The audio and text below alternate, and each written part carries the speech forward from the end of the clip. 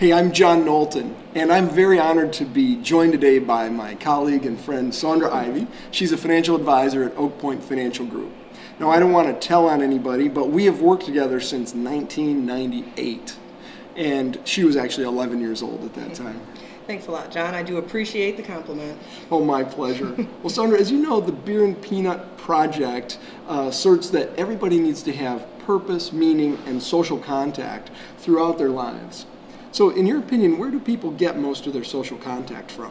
You know, I would contend that most social contact that working people receive is from coworkers, from being at work and in the workplace.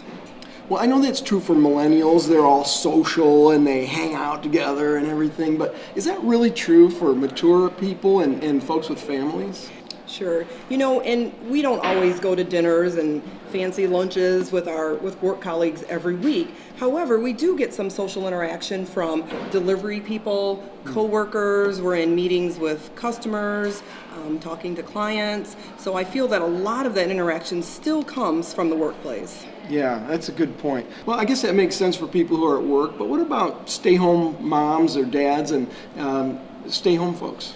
Yeah, and I feel that it's still very important for stay-at-home parents and to get that social interaction, and they have to do a better job of seeking that out outside of their home. Yeah, well, now that might be true for women. That sounds like a real woman's kind of thing to say. But aren't men more self-sufficient? Now, you and I both know that is not true. Oh. The person that you reference in the Beer and Peanut story moved away from the people that he worked with his entire life, moved away from a community that he grew up in, raised his family in, and they moved up north, very rustic, very rural. And the week before he came in and told you that he was, having a beer and eating peanuts by 10 a.m., his wife called me and said that he was driving her crazy. Yeah. The only social contact that they had was with each other. Okay. And you could easily see where he was craving it, he needed some more interaction, and she wasn't able to give him all of that. Yeah, well, that's a really good point, Saundra. I think that's well made.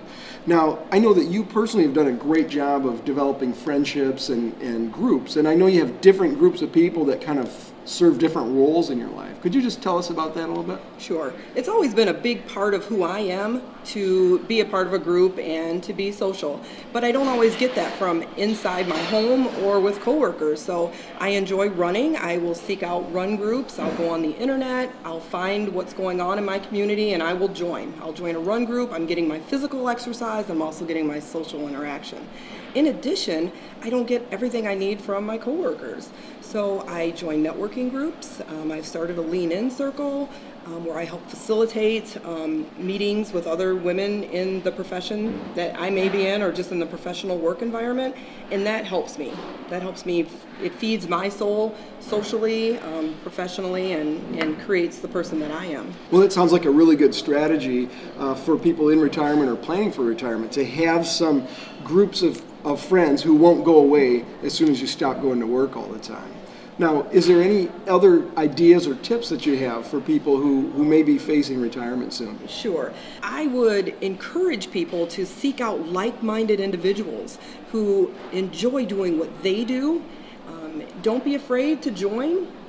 Be brave, smile at somebody, strike up new friendships, and make sure that you're able to carry on with the things that you enjoy doing into retirement.